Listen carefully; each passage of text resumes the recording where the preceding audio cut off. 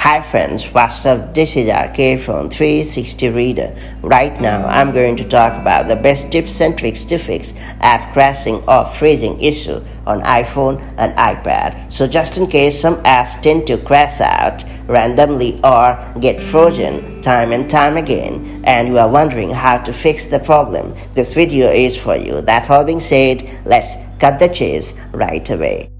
Before getting started, make sure you have subscribed our YouTube channel and hit the bell icon so that you won't miss any update from 360 Reader.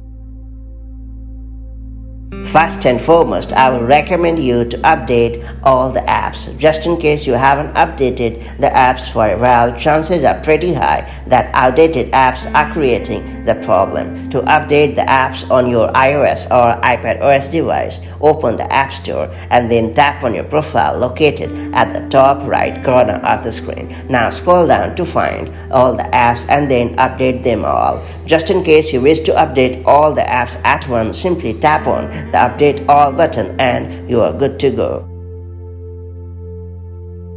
Next up, I would suggest you to delete the app and then reinstall it, just in case the first solution hasn't worked and you are still facing the crashing or freezing issue. Then it would be apt to delete the app and then reinstall it. Just make sure to back up the data so that you don't lose it. To get it done, simply touch and hold the app icon and then choose delete in the pop-up menu and confirm the action.